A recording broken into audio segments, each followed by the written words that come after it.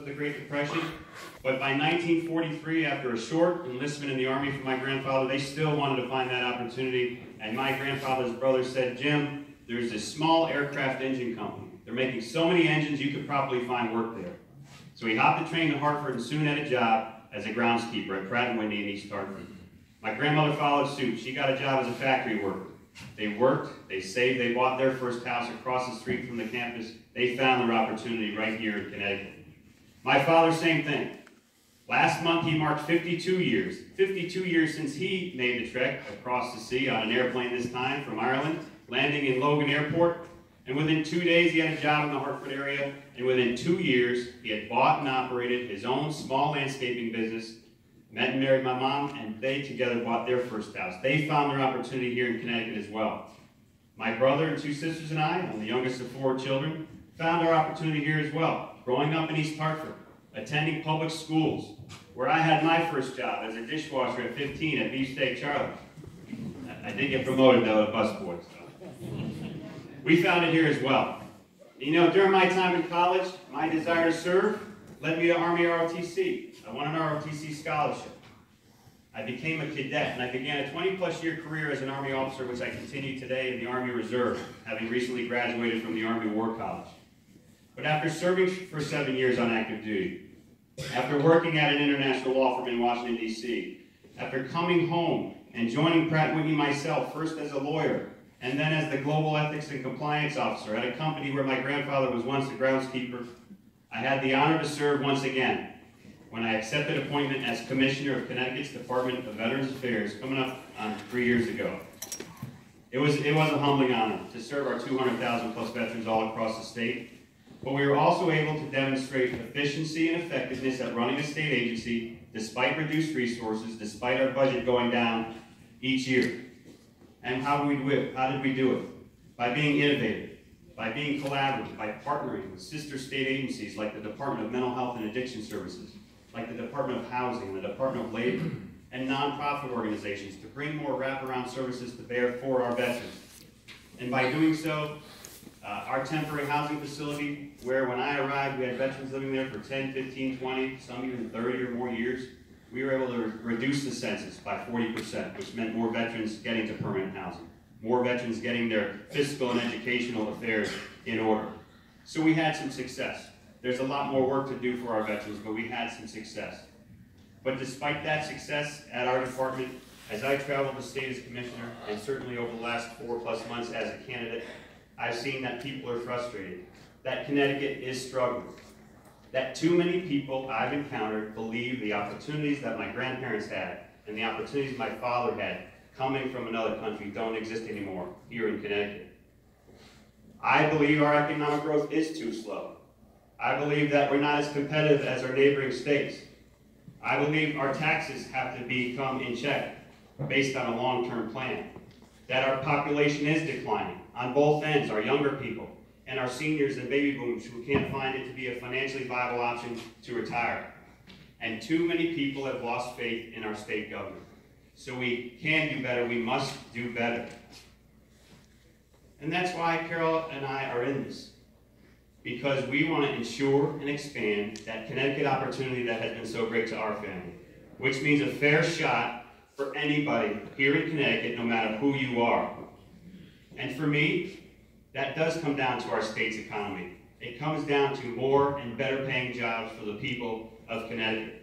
And that's why when I launched my exploratory campaign in October in my hometown, my native town of East Hartford, I said my first, second, and third priorities are our state's economy.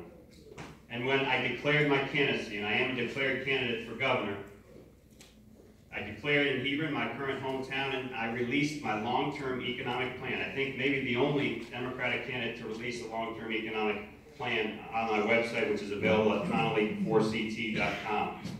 And I've talked about some key multi-prongs that we have to address to launch our state forward. First, it is a modern and competitive transportation infrastructure. Here in Connecticut, there are 3 reasons we need to get on that yesterday. First is safety. You know, here in Connecticut, our roads and highways are rated worst in the nation, and that contributes to over half the fatal accidents that occur here in Connecticut. So for safety, we've got to get it done. From an economic perspective, businesses don't want to start here, don't want to grow here, don't want to come here when they see unpredictability and instability in our transportation infrastructure. So we've got to get our roads and highways up to par.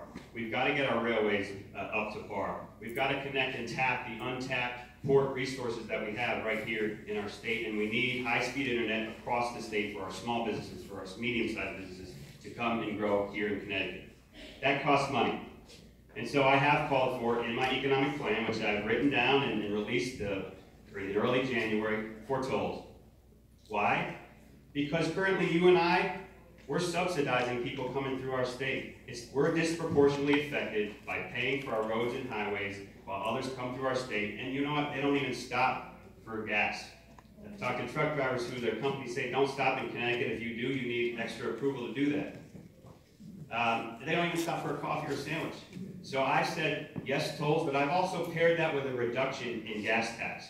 So together, having those who we're disproportionately affected from start to pay their fair share and stop for that gas and stop for that coffee. Second, tolls is not going to be enough revenue to get the transportation projects that we need out the door and on the street from our Department of Transportation. We need more. And so I've called for the Connecticut Infrastructure Bank.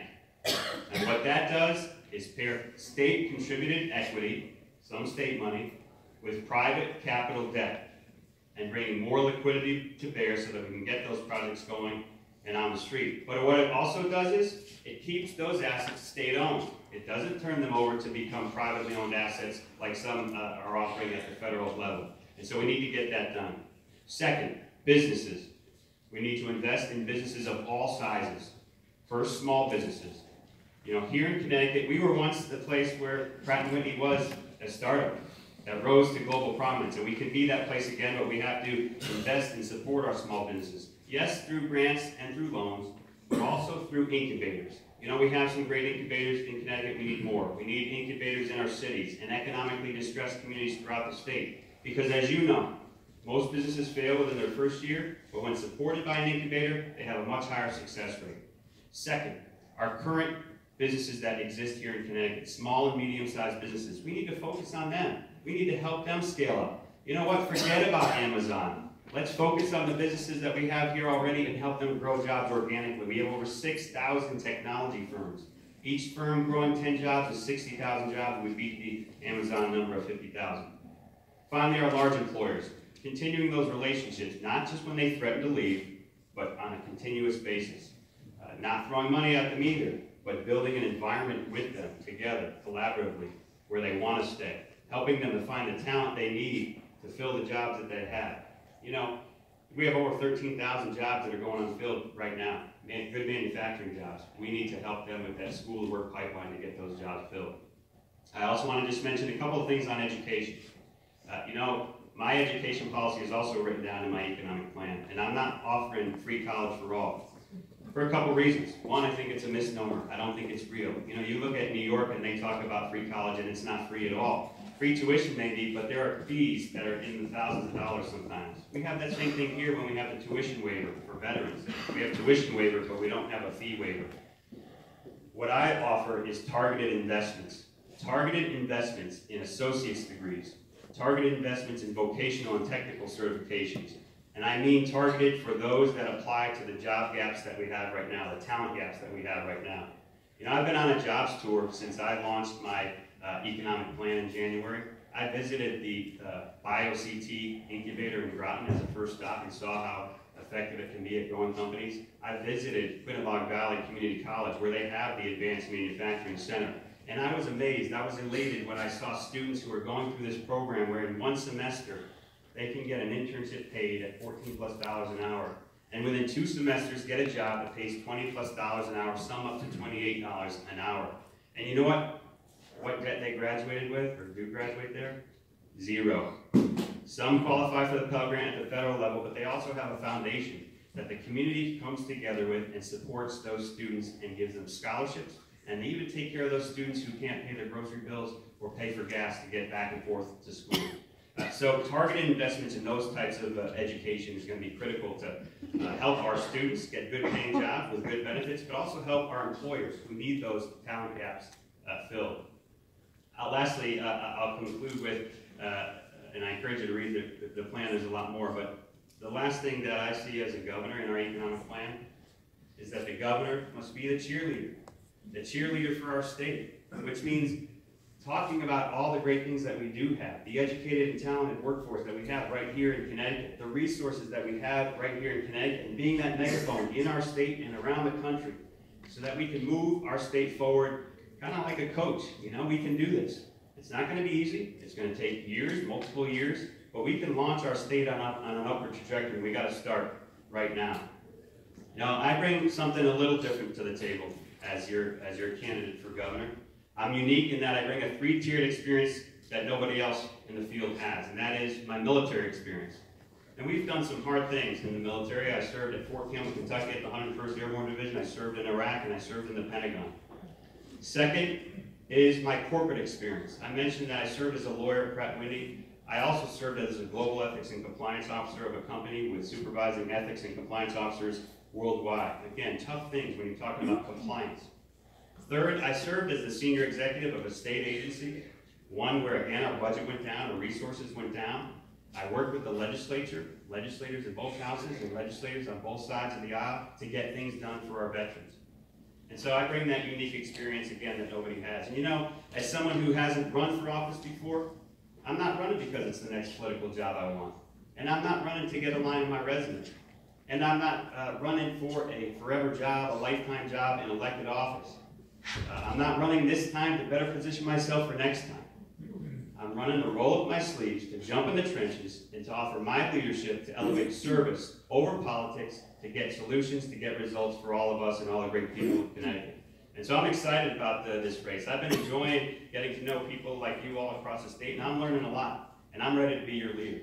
And so I'm thankful for you having me tonight, and I look forward to any comments or questions that you may have for me.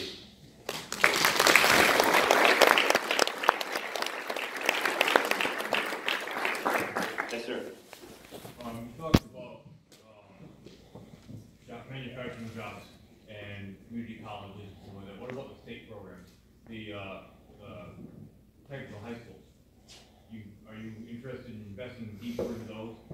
Because they're in really crappy shape right now. My son just graduated from final 4 years ago, and that school's in terror for me. No, I think that's a huge point. You know, we look at where we are as a state, and for many, many years, there's been a push to say you have to go to a 4-year college.